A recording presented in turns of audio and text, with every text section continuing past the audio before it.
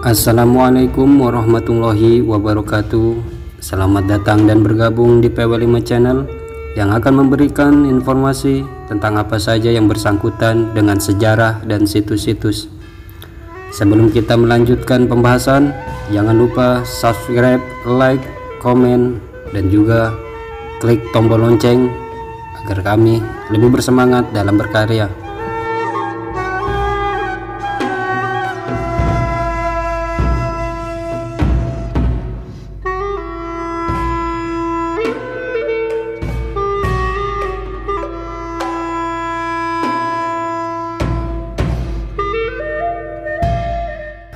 Sekitar tahun 1651 Masehi, Sultan Agung Abdul Fattah berhenti dari Kesultanan Banten dan pemerintahan diserahkan kepada putranya, yaitu Sultan Maulana Mansyuruddin, dan beliau diangkat menjadi Sultan ke-7 Banten.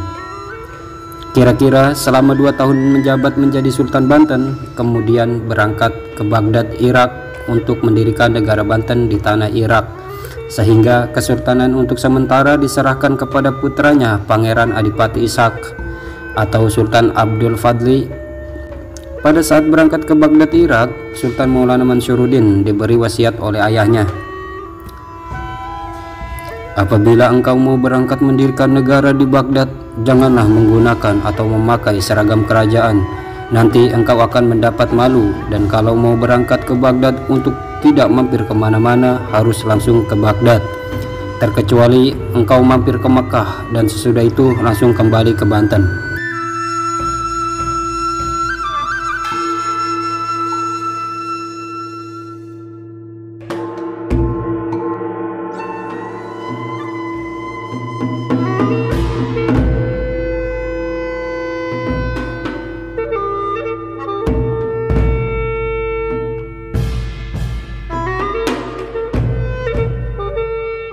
Dan setibanya di Baghdad, ternyata Sultan Maulana Mansyuruddin tidak sanggup untuk mendirikan negara Banten di Baghdad, sehingga beliau mendapatkan malu.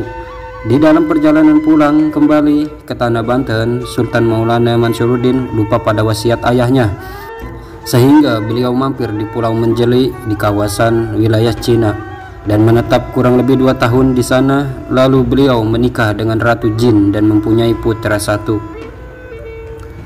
Selama Sultan Maulana Mansyuruddin berada di Pulau Menjeli, Cina, Sultan Adipati Ishak di Banten terbujuk oleh Belanda sehingga diangkat menjadi Sultan resmi Banten. Tetapi Sultan Agung Abdul Fattah tidak menyetujuinya dikarenakan Sultan Maulana Mansyuruddin masih hidup dan harus menunggu kepulangannya dari negeri Baghdad. Karena adanya perbedaan pendapat tersebut, sehingga terjadi kekacauan di Kesultanan Banten. Pada suatu ketika, ada seseorang yang baru turun dari kapal mengaku-ngaku sebagai Sultan Maulana Mansyuruddin dengan membawa oleh-oleh dari Mekah. Akhirnya, orang-orang di Kesultanan Banten pun percaya bahwa Sultan Maulana Mansyuruddin telah pulang, termasuk Sultan Adipati Ishak. Orang yang mengaku sebagai Sultan Maulana Mansyuruddin ternyata adalah Raja Pendeta keturunan dari Raja Jin yang menguasai Pulau Menjeli, Cina. Selama menjabat sebagai sultan palsu dan membawa kekacauan di Banten, akhirnya rakyat Banten membenci sultan dan keluarganya, termasuk ayahanda sultan yaitu Sultan Agung Abdul Fattah. Untuk menghentikan kekacauan di seluruh rakyat Banten, Sultan Agung Abdul Fattah dibantu oleh seorang tokoh atau aulia yang bernama Pangeran Buang atau yang disebut Tubagus Buang. Beliau adalah keturunan dari Sultan Maulana Yusuf, yaitu Sultan Banten kedua dari Keraton Pekalangan Gede, Banten.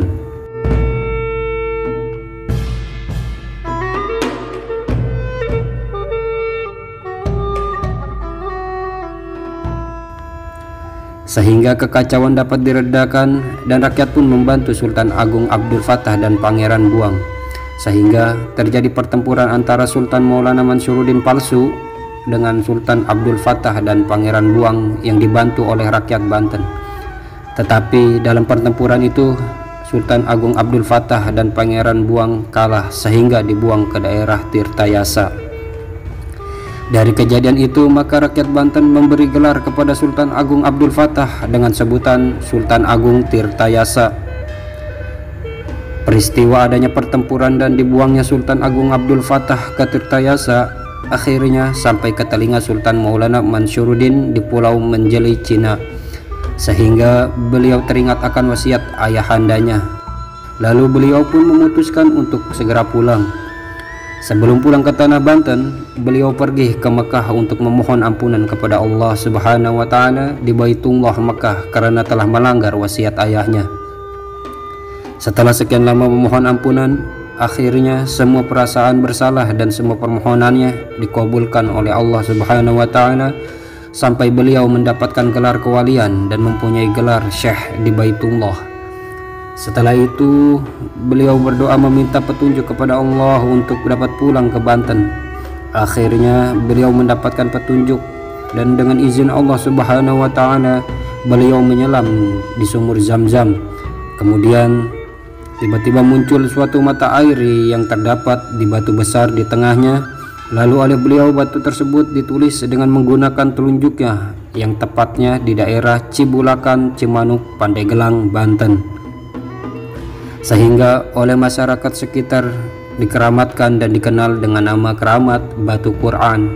Setibanya di Kesultanan Banten dan membereskan semua kekacauan di sana dan memohon ampunan kepada ayahanda Sultan Agung Abdul Fattah Tirtayasa, sehingga akhirnya Sultan Maulana Mansyuruddin kembali memimpin Kesultanan Banten. Selain menjadi seorang sultan, beliau pun mensyiarkan Islam di daerah Banten dan sekitarnya. Dalam perjalanan menyiarkan Islam, beliau sampai ke daerah Cikoromoy lalu menikah dengan Nyai Sarinten atau yang disebut Nyimas Ratu Sarinten. Dalam pernikahannya tersebut, beliau mempunyai putra yang bernama Muhammad Sholih yang memiliki julukan Kiai Abu Sholih.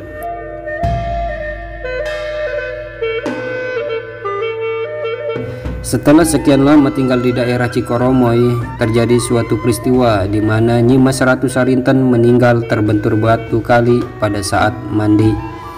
Beliau terpeleset menginjak rambutnya sendiri. Konon Nyimas Ratu Sarinten mempunyai rambut yang panjangnya melebihi tinggi tubuhnya. Akibat peristiwa tersebut, maka Syekh Maulana Mansur melarang semua keturunannya, yaitu para wanita, untuk mempunyai rambut yang panjangnya seperti Nyimas Ratu Sarinten. Nyimas Ratu Sarinten kemudian dimakamkan di Pasarean Cikarayu, Cimanuk.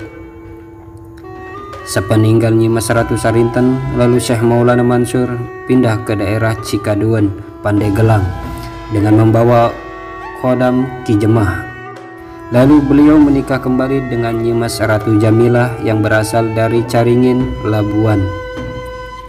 Pada suatu hari, Syekh Maulana Mansur menyebarkan syariah agama Islam di daerah selatan ke pesisir laut. Di dalam perjalanannya, di tengah hutan Pakuwon Mantiung, Sultan Maulana Mansyuruddin beristirahat di bawah pohon waru sambil bersandar bersama khodamnya Ki Jemah. Tiba-tiba pohon tersebut menjongkok seperti seorang manusia yang menghormati. Maka sampai saat ini pohon waru itu tidak ada yang lurus. Ketika Syekh Maulana Mansur sedang beristirahat di bawah pohon waru, beliau mendengar suara harimau yang berada di pinggir laut. Ketika Syekh Maulana Mansur menghampiri, ternyata kaki harimau tersebut terjepit kimak. Setelah itu harimau melihat Syekh Maulana Mansur yang berada di depannya. Melihat ada manusia di depannya, harimau tersebut pasrah bahwa ajalnya telah dekat. Dalam perasaan putus asa, harimau itu mengaum kepada Syekh Maulana Mansur. Lalu atas izin Allah, tiba-tiba Syekh Maulana Mansur dapat mengerti bahasa binatang. Karena beliau adalah seorang manusia pilihan Allah dan seorang aulia dan juga waliullah, maka atas izin Allah pula lah dan melalui karomah beliaulah kima yang menjepit kaki harimau dapat dilepaskan. Setelah itu harimau tersebut dibaiat oleh beliau. Lalu beliau pun berbicara, "Saya sudah menolong kamu. Saya minta kamu dan anak buah kamu berjanji untuk tidak mengganggu anak cucu dan semua keturunan saya." Kemudian harimau itu menyanggupi dan akhirnya diberikan kalung surat Yasin di lehernya dan diberi nama Si Pincang atau Raden Langlang Buana atau Ki Buyut Kalam.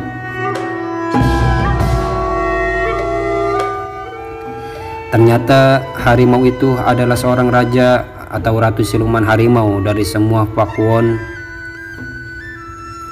di mana Pakuwon itu terbagi menjadi 6. Yang pertama Ujung Kulon yang dipimpin oleh Ki Mahadewa. Yang kedua Gunung Inten yang dipimpin oleh Ki Bima Laksana. Yang ketiga Pakuwon Lumajang yang dipimpin oleh Raden Singabaruang. Yang keempat Gunung Pangajaran yang dipimpin oleh Ki Boleh Gebag Jaya. Yang kelima Manjau yang dipimpin oleh Raden Putri. Dan yang keenam Mantiung yang dipimpin oleh Raden Langlang Buana atau Ki Buyut Kalam atau Si Pincang.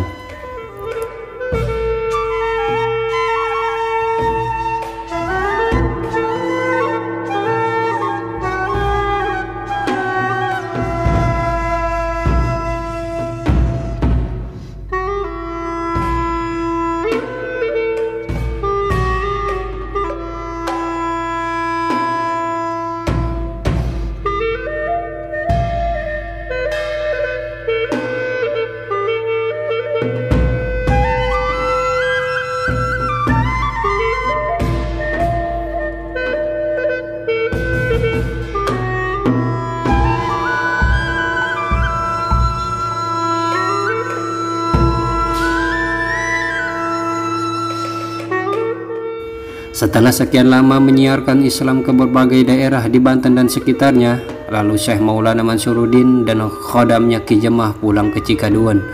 Akhirnya Syekh Maulana Mansyuruddin meninggal dunia pada tahun 1672 Masehi dan dimakamkan di Cikaduan, Pandeglang, Banten. Hingga kini makam beliau sering diziarahi oleh masyarakat sekitar dan dikeramatkan. Mungkin hanya itu yang bisa kami sampaikan. Apabila ada kekurangan, mohon dimaafkan. Saksikan terus video kami selanjutnya. Tetap di PW5 Channel. Terima kasih.